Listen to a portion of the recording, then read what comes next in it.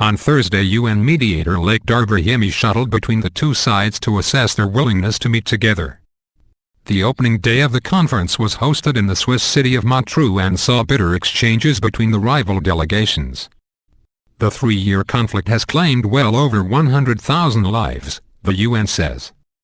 The violence has also driven 9.5 million people from their homes, creating a major humanitarian crisis within Syria and for its neighbors. On Thursday, Mr. Brahimi held behind-the-scenes negotiations between representatives of President Bashar al-Assad's government and of the National Coalition. The talks are unprecedented, seeing as the two sides have never before agreed to hold formal discussions, the BBC's Bridget Kendall reports from Geneva. Western diplomats say Mr. Brahimi's main concern for Friday may be to ensure that neither delegation stage a walkout, our correspondent reports.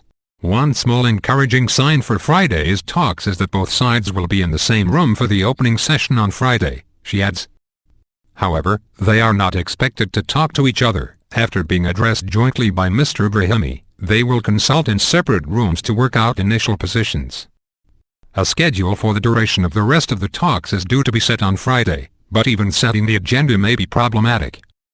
The government is expected to insist on the importance of fighting terrorism, while the opposition will want the removal of Mr. Assad high on the agenda. Super magnet for terrorism.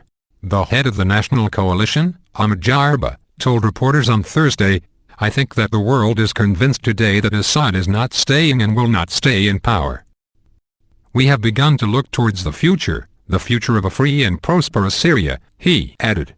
The removal of Mr. Assad is a key opposition demand and was echoed by U.S. Secretary of State John Kerry, calling Mr. Assad a one-man super magnet for terrorism, in an interview with the Al Arabiya TV channel. Syrian officials have flatly rejected any suggestion of Mr. Assad stepping down, and he has suggested he will run for president again in elections due this year. A senior Russian official has told the BBC that nobody other than President Assad could run Syria at the moment. Deputy Prime Minister Arkady Dvorkovich said the conflict was a battle for power and not a fight for democracy. He said the toppling of the Libyan and Egyptian leaders had ended in disasters and Russia wanted stability. The Geneva I communique, agreed at a previous summit in 2012, calls for a transitional government in Syria with full executive powers.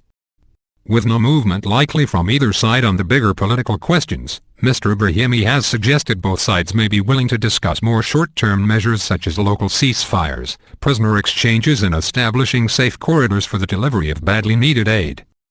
But correspondents say that with a lack of trust on either side, even that may collapse into disagreements, and it remains to be seen how much influence the National Coalition can wield over the full spectrum of opposition groups, some of whom have rejected the Geneva process. Iran, Syria's main ally in the region, has been excluded from the talks in Switzerland, despite earlier being invited by UN Secretary-General Ban Ki-moon. Speaking at the World Economic Forum in Davos on Thursday, Iranian President Hassan Rouhani called for the Syrian opposition and government to sit round a table as the prelude to free and fair elections.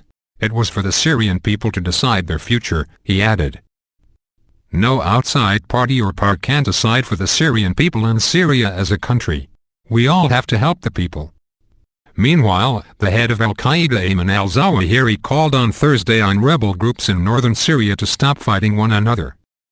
Clashes between rebels and the al-Qaeda-affiliated Islamic State of Iraq and the Levant, ISIS, have been going on for 3 weeks. The UK-based Syrian Observatory for Human Rights said 1,400 people have died in the violence. In an internet audio message, Mr. al-Zawahiri called on every free person in Syria seeking to overthrow Assad to seek an end to fighting between brothers in Jihad and Islam immediately.